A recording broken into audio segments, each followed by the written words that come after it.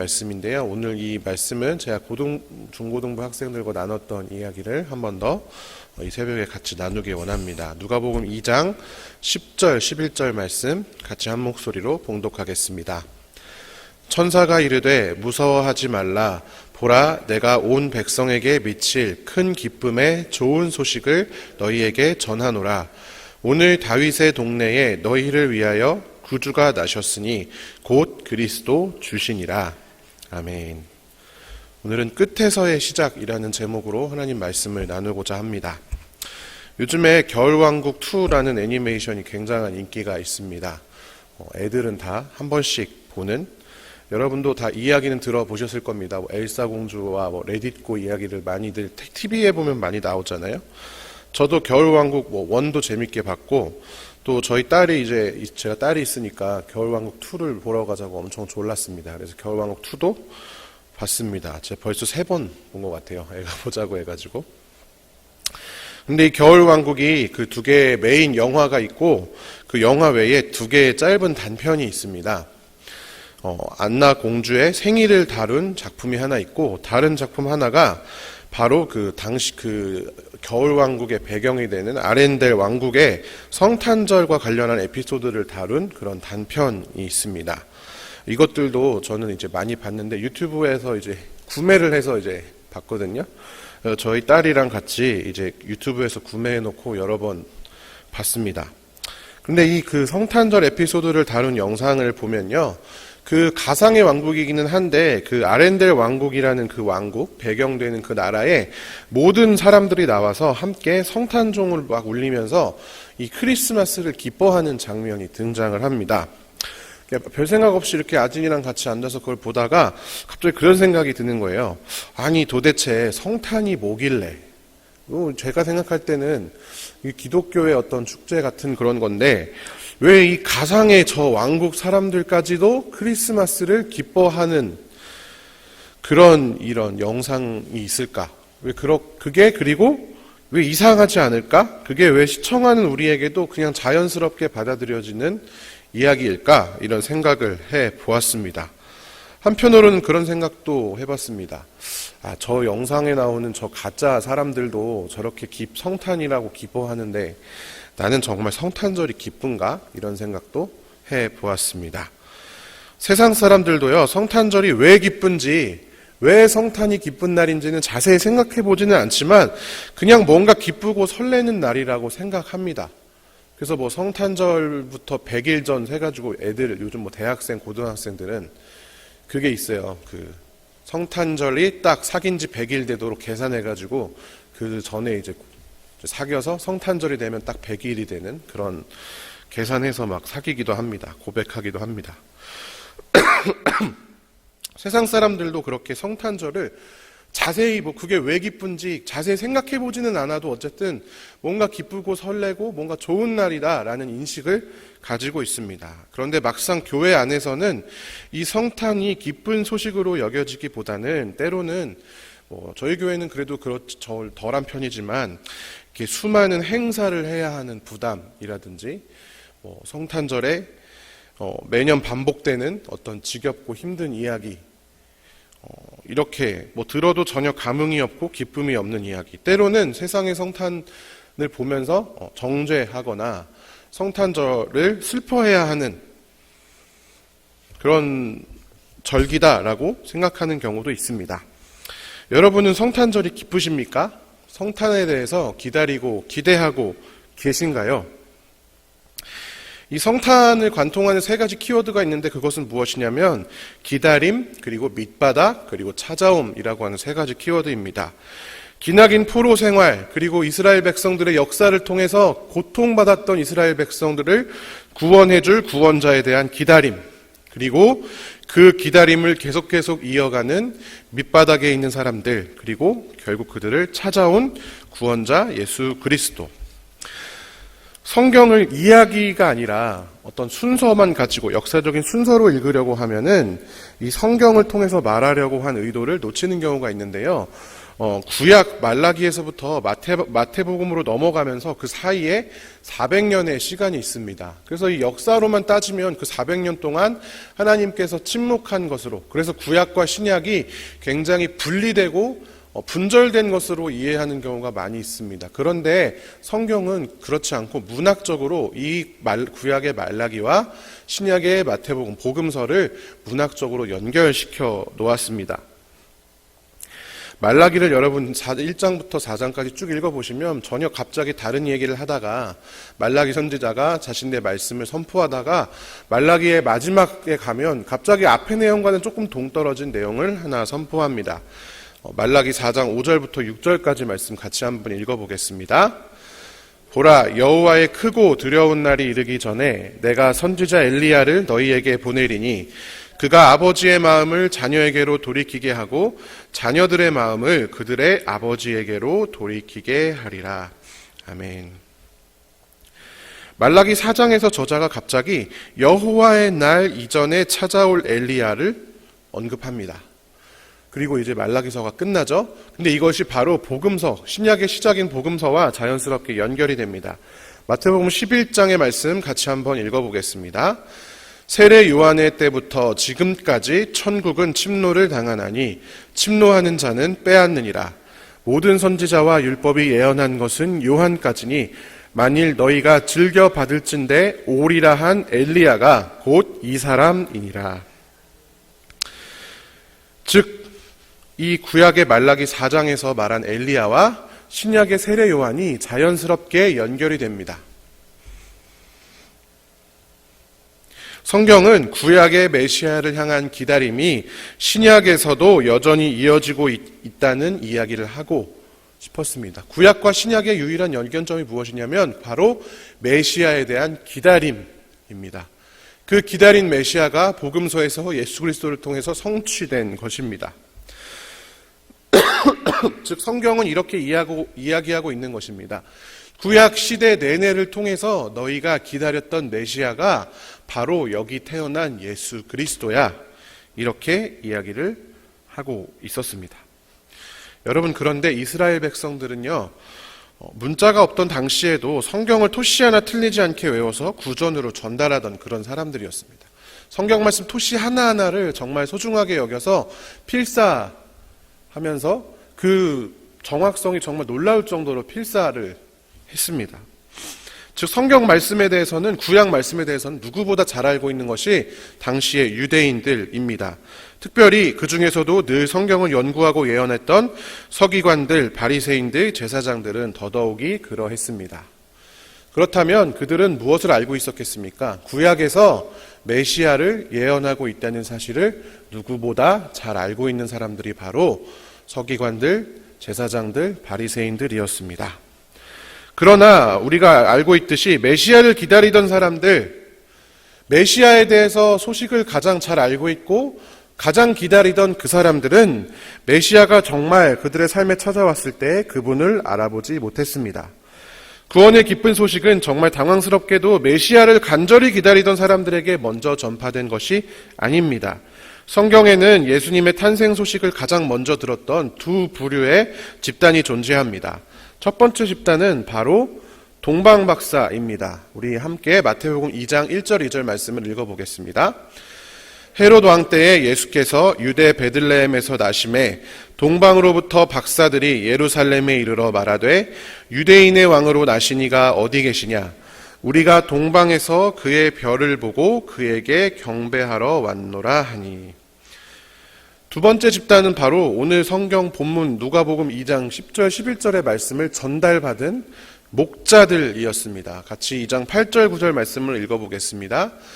그 지역의 목자들이 밤에 밖에서 자기 양떼를 지키더니 주의 사자가 곁에 서고 주의 영광이 그들을 두루 비추매 크게 무서워하는지라. 아멘. 구체적으로 말하면 동방박사들에게는 별으로 나타나서 유대인의 왕이 탄생한 곳을 별이 알려주었고, 목자들에게는 천사들이 나타나서 오늘 너희 중에 구원자가 탄생했다. 그게 바로 그리스도 예수시다. 그리고 이 말씀을 전해준 후에 이제 천군 천사들이 하늘에 나타나서 이제 막 찬양을 하는 그런 장면이 등장을 합니다. 즉 직접적으로 말씀을 전달받은 것이 바로 목자들입니다. 그런데 우리가 흔히 이 동방박사와 목자에 관한 이야기를 많이 듣고 찬송도 하고 그렇기 때문에 이 동방박사가 황금, 유향, 모략 가져온 이야기, 또 목자들이 또 양을 치다가 천사를 만난 이야기 너무나 많이 들어서 그런지 이것들에 대해서 전혀 이상하게 생각하지 않습니다. 그냥 동방박사들이 왕을 보고 선물을 가져왔구나. 목자들이 밤에 양 치는데 천사가 나타났구나. 이렇게만 생각을 합니다. 그런데요, 그렇지가 않습니다. 여러분, 먼저 동방박사들은 어떤 사람들인지 한번 생각해 보신 적 있습니까? 동방박사. 동방의 박사라고 하면은 이들이 어떤 사람들인지 잘 감이 오지 않습니다. 박사라는 말 때문에 뭔가 똑똑한 사람인 것 같다는 생각은 하는데 이 사람들이 어떤 사람인지 정확히 잘 모릅니다. 근데 여기서 먼저 동방이라고 하면 어디를 이야기하냐면 이스라엘을 기준으로 해서 동쪽, 당시에 파르티아 왕국이라고 하는 왕국을 가리키는 곳입니다. 쉽게 생각하면 이란이라고 생각하시면 됩니다. 바벨론, 여러분 이스라엘 민족을 멸망을 시킨 나라가 바벨론이잖아요.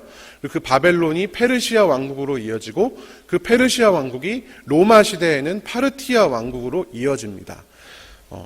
지도를 제가 가져왔는데 지도를 알실 필요는 없지만 어쨌든 이 로마 제국이라고 보라색으로 되어져 있는 데 중에 이렇게 가로로 이렇게 보이시는지 잘 모르겠지만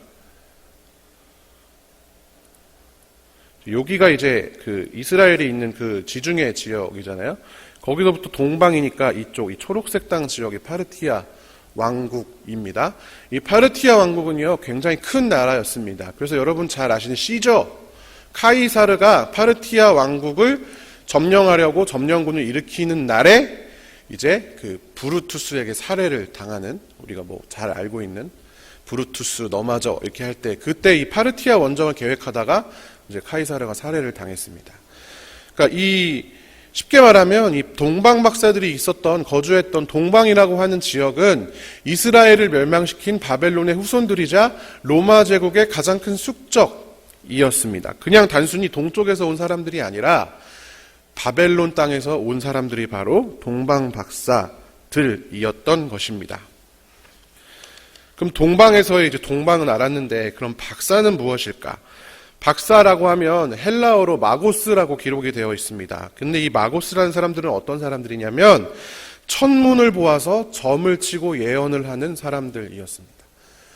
그렇기 때문에 별으로서 나타났고 별을 보고 그 사람들이 유대인의 왕이 태어났다는 걸 알 수 있었던 것입니다. 그냥 공부 잘하는 사람이 아니라 별을 보고 점을 치는 사람들, 예언을 하는 사람들, 즉 다른 종교를 가지고 있던 사람들이었습니다. 당연히 유대교인도 아니었고 메시아의 매자도 들어보지도 못했던 사람들이었습니다. 구약에서 말하는 이방인 중에서도 가장 심한 이방인, 바벨론의 후손들, 그리고 이방인이면서도 이방 종교에 종사해서 점을 치던 사람들이 바로 동방 박사들이었다라는 것입니다. 목자들은 어떻습니까? 목자들은 물론 유대인이긴 했습니다. 우리가 죄송합니다. 목자에 대해서 너무 목가적으로 생각하는 경향이 또 있어요. 예수님이 선한 목자다 그런 그림을 많이 봤잖아요. 푸른 풀밭에 양이 막 있고 예수님이 굉장히 멋있는 치렁치렁한 옷을 입고 이렇게, 그리고 당연히 예수님이니까 깨끗하죠. 그리고 양을 이렇게 쓰다듬는 그런 장면을 많이 상상해서 목자라는 직업이 그런 직업으로 이제 이해들을 하십니다. 그런데요, 이 사진을 보시면 이 사람 지금도 그 중동 지역에서 양을 치는 목자들의 사진입니다. 보시면 아시지만 얼굴이 어떻습니까? 시커멓죠. 얼굴이 시커멓습니다. 옷도 보면 그런 예수님 고급스러운 실크 그런 게 아니라 굉장히 좀 실용적인 그런 원단으로 돼 있고 뒤에도 무슨 푸른 초장이 아니라 약간 좀 황무지 같은 그런 곳으로 되어 있습니다. 여러분 이게 지금도 이렇지만 그때 당시는 이것보다 더 심했겠죠. 목자들은 지금도 이 중동 지역에서 목자라는 지역이 그렇게 뭐 상류층이 아니고 당시에는 더더욱 그러했습니다. 왜냐하면 이 목자들은 양들을 먹이기 위해서 이리저리 떠도는 사람들이었기 때문입니다.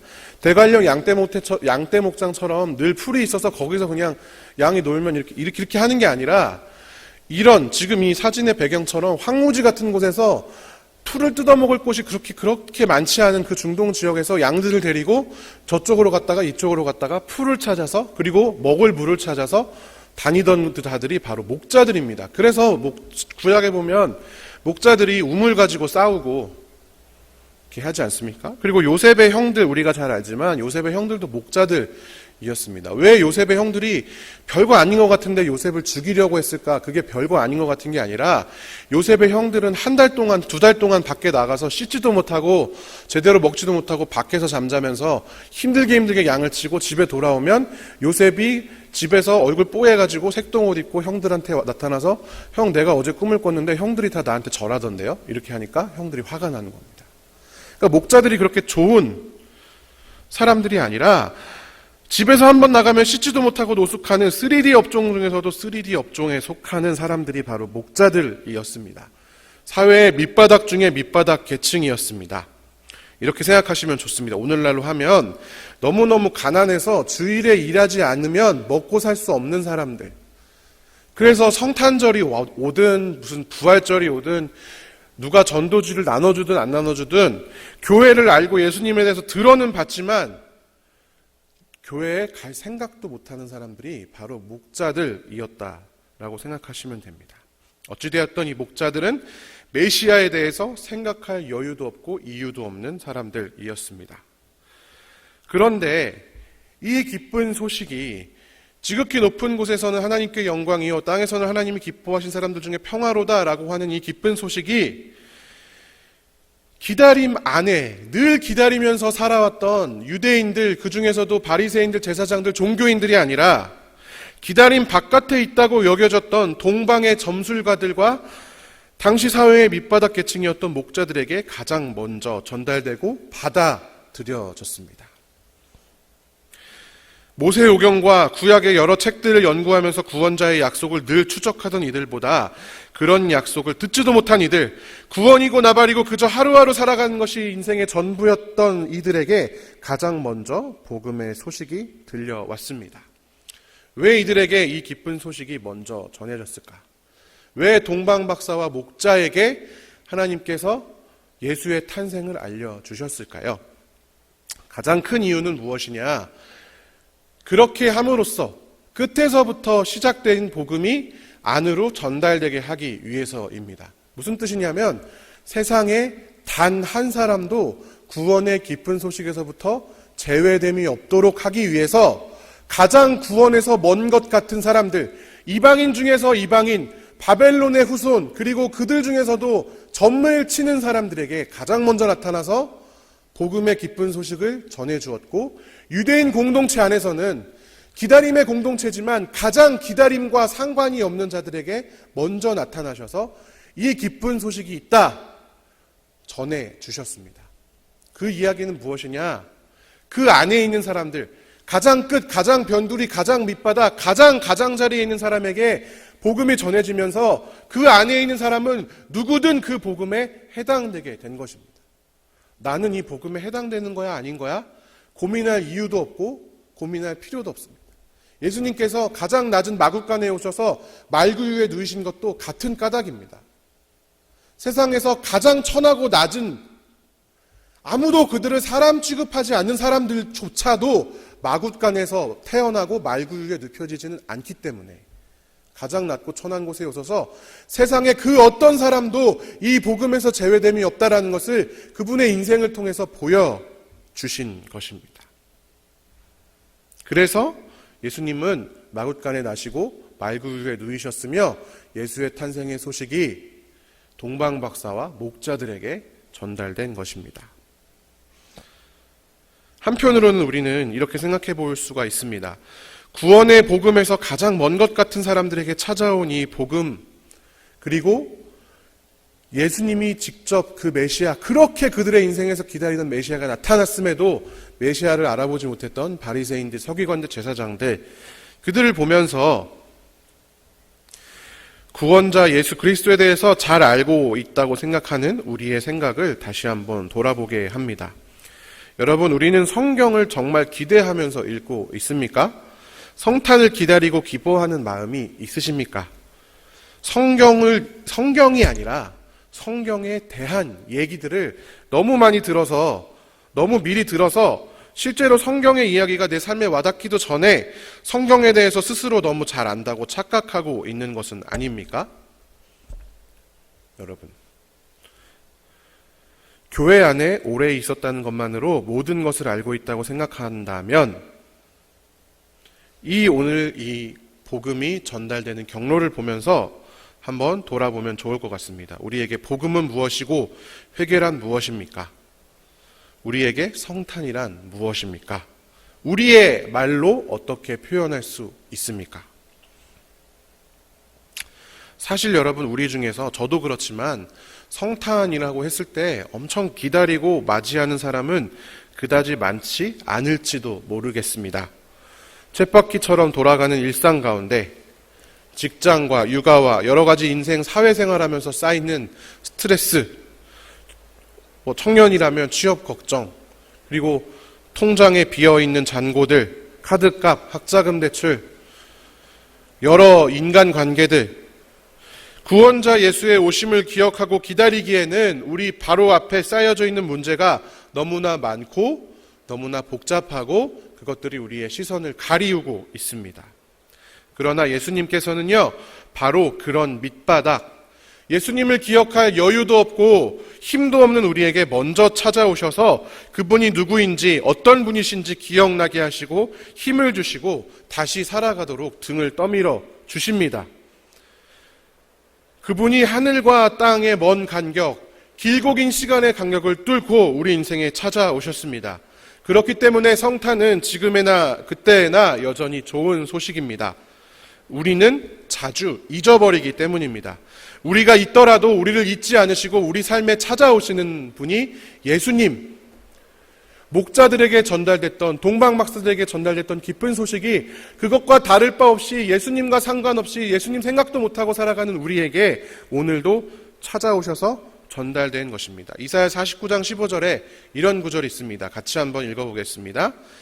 여인이 어찌 그 젖 먹는 자식을 잊겠으며 자기 태에서 난 아들을 긍휼히 여기지 않겠느냐. 그들은 혹시 잊을지라도 나는 너를 잊지 아니할 것이라. 아멘. 이것이 우리 아버지 하나님의 말씀입니다. 여인이 젖 먹는 자식을 어떻게 잊을 수 있겠냐? 자기 태에서 난 자식을 어떻게 긍휼히 여기지 않을 수 있겠냐? 그런데 설령 그들이 혹시나 잊을지라도, 그들의 자녀를 버린 그런 말도 안 되는 일이 일어난다 할지라도 나는 절대로 너를 잊지 않을 것이다. 이것이 우리 하나님의 말씀이고, 이 말씀이 우리 삶에 실현되어 나타난 것이 바로 예수 그리스도의 성탄입니다. 예수님이 이 땅에 오셔서 살아가신 인생 결코 녹록한 인생 아니었고 십자가에서 고통 당하셨지만 그럼에도 불구하고 성탄이 기쁜 이유는 하나님의 이 약속이 실현되어서 우리 삶에 나타난 것이기 때문입니다. 이것이 남의 이야기가 아니라 예수님의 이야기, 그것이 아니라 내 이야기이기 때문에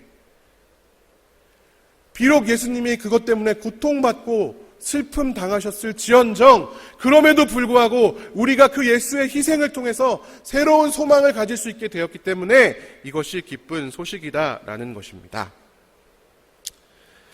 오늘 이 아침에 이렇게 비가 오는데 함께 오셔서 말씀 듣기를 사모하는 귀한 성도 여러분, 우리가 설령 있더라도 우리를 잊지 않으시는 구원자 예수, 그분이 오늘도 우리를 찾아오십니다.